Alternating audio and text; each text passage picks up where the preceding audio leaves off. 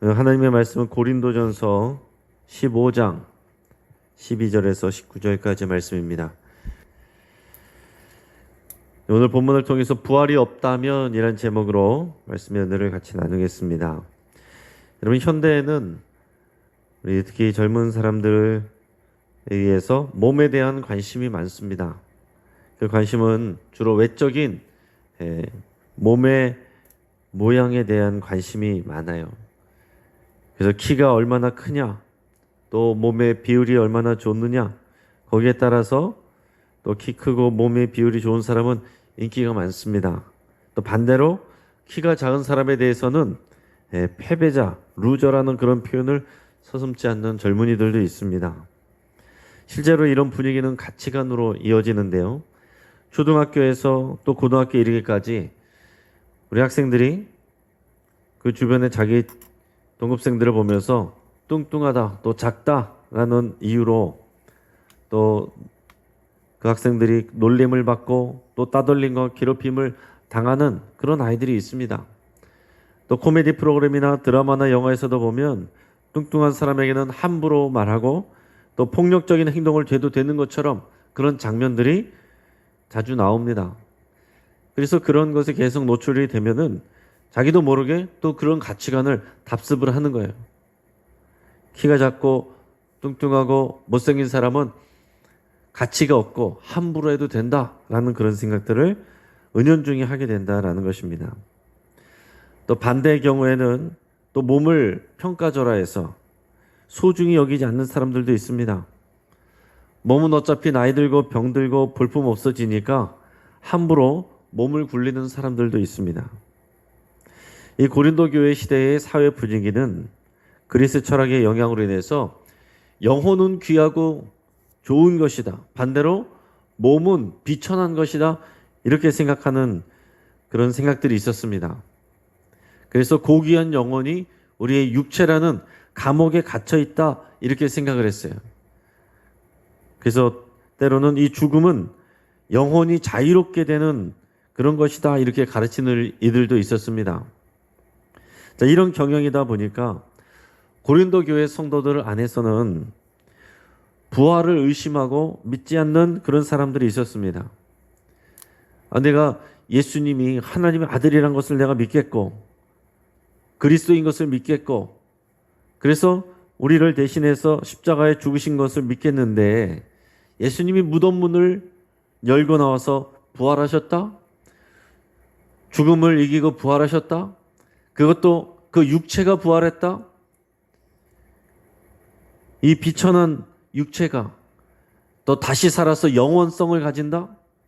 그것은 못 믿겠다라는 거죠.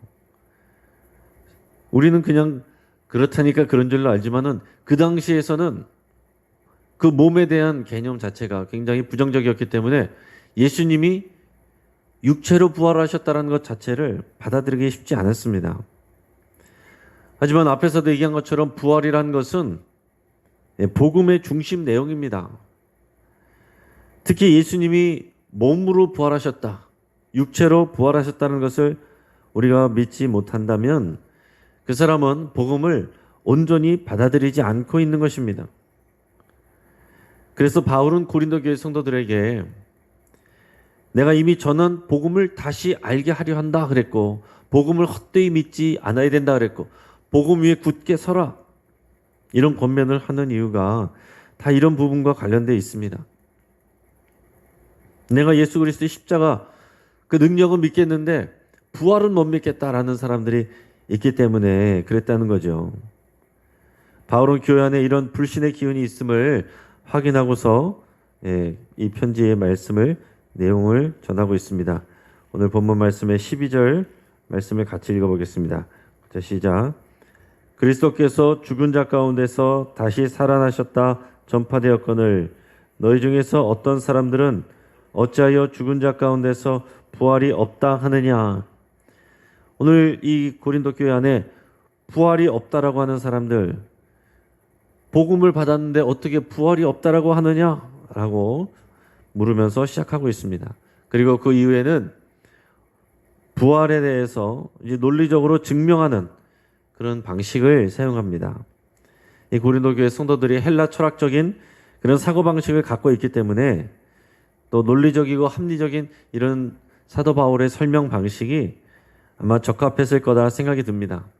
두 번의 논증을 하는데 그 첫 번째는 13절에서 15절까지의 말씀입니다.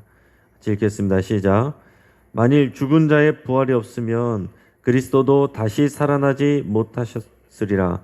그리스도께서 만일 다시 살아나지 못하셨으면 우리가 전파하는 것도 헛것이요 또 너희 믿음도 헛것이며 또 우리가 하나님의 거짓 증인으로 발견되리니 우리가 하나님이 그리스도를 다시 살리셨다고 증언하였음이라.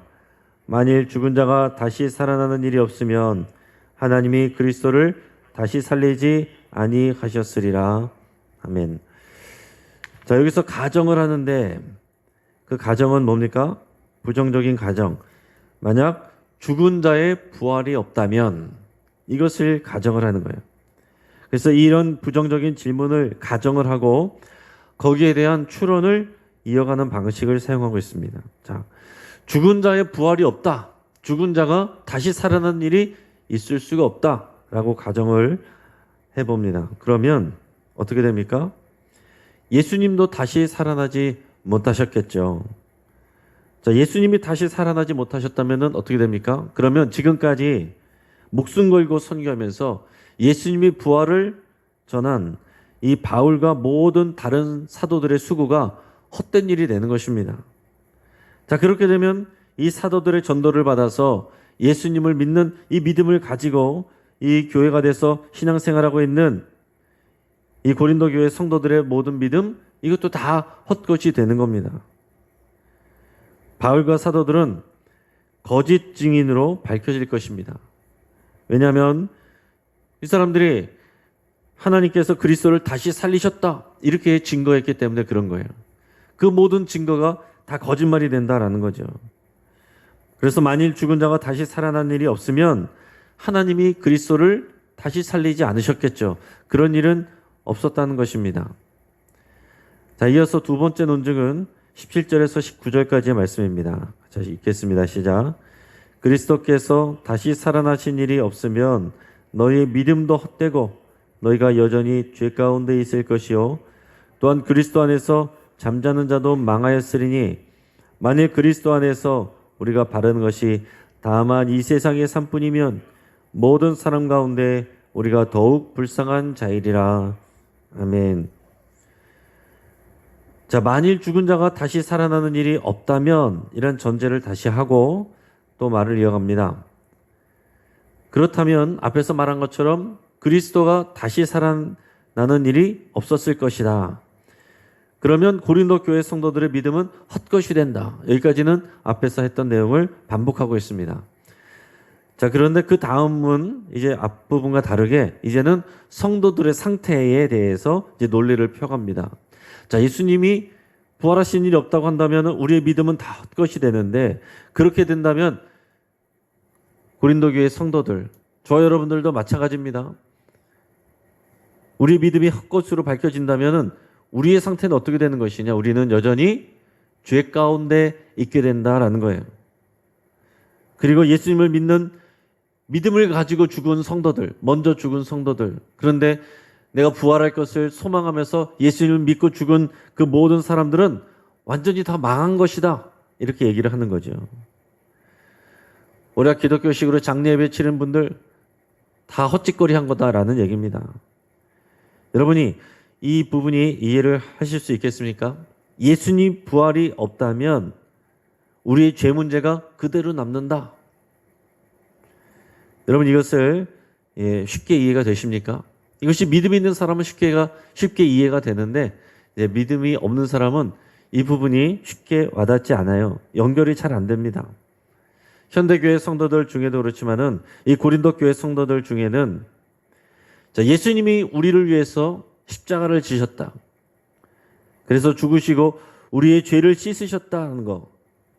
그 죄값을 대신 받으셨다라는 것은 믿지만 예수님이 부활하셨다는 것은 나는 못 믿겠다.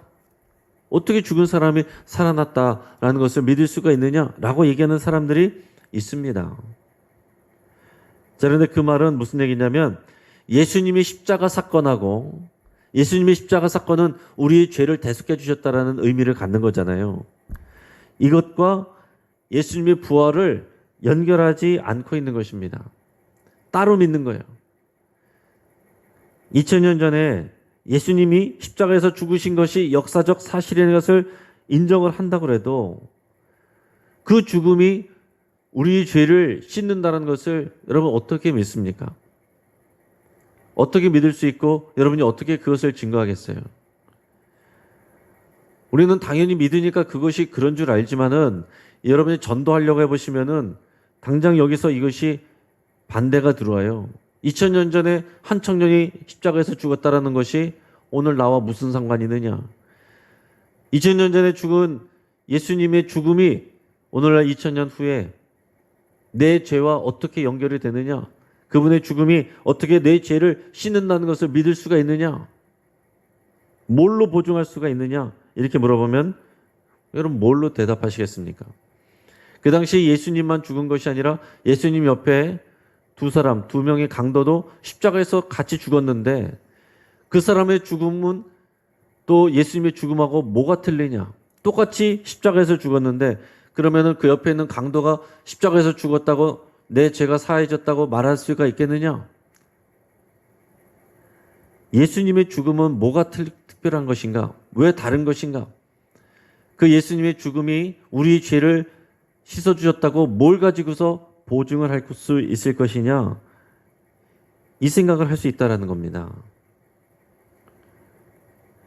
다른 사람들의 죽음과 다르게 예수님의 십자가 죽음이 우리 죄를 대신한 것이고 우리 죄를 씻는 것이고 우리의 죄값을 대신 받으신 것이라는 것, 예수님의 십자가 사건의 효력을 믿으면 우리의 죄가 씻어진다라는 것, 이것을 증명할 수 있는 것은 오직 예수님의 부활밖에 없습니다.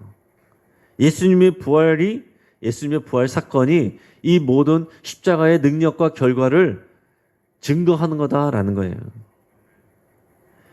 여러분, 예수님의 제자들도 예수님이 십자가에서 죽으셨을 때에 실망하고 두려워했습니다. 예수님께서 3번이나 자신이 이미 죽을 것이라고 얘기했고, 그러나 사흘 만에 다시 살아나실 것이다 라고 분명하게 얘기를 했음에도 불구하고 제자들은 그 두렵고 수치스러운 십자가 죽음 이후에 예수님이 부활하실 것을 별로 기대를 못했어요. 그냥 실망하고 두려워했습니다.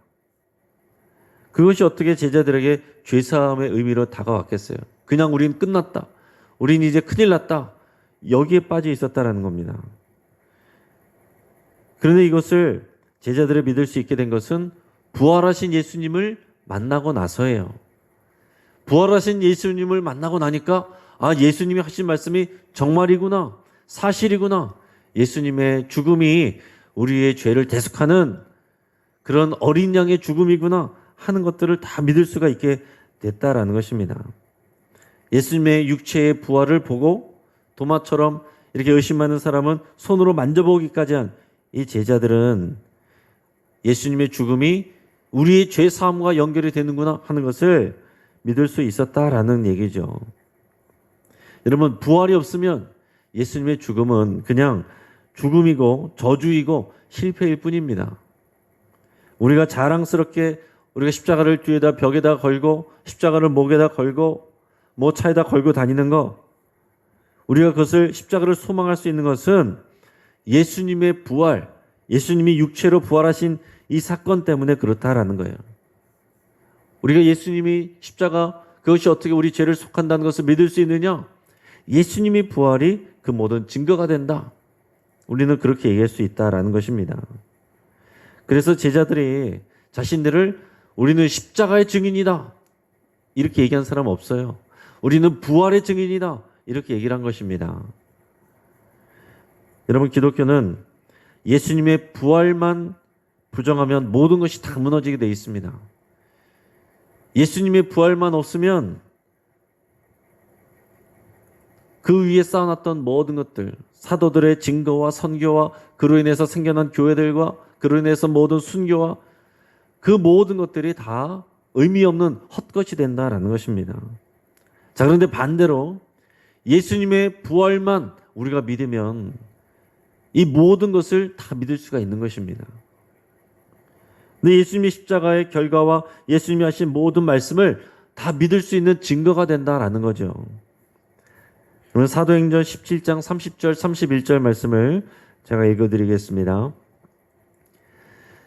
알지 못하던 시대에는 하나님이 간과하셨거니와 이제는 어디든지 사람에게 다 명하사 회개하라 하셨으니 이는 정하신 사람으로 하여금 천하를 공의로 심판한 날을 작정하시고 이에 그를 죽은 자 가운데서 다시 살리신 것으로 모든 사람에게 믿을 만한 증거를 주셨음이니라 하니라. 아멘.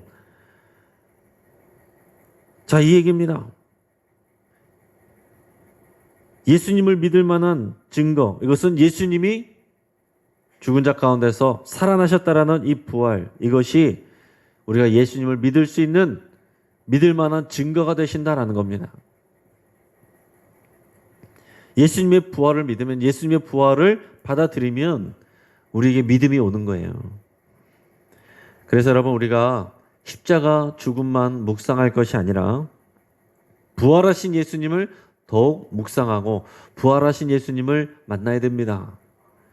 여러분, 십자가에 달려 죽으신 예수님, 날 위해서 죽으신 예수님, 여러분, 십자가의 죽음만 우리가 묵상할 것이 아니라 십자가의 죽음이 우리에게 부활이 되고 소망이 되는 것은 예수님의 부활을 묵상해야 된다라는 겁니다.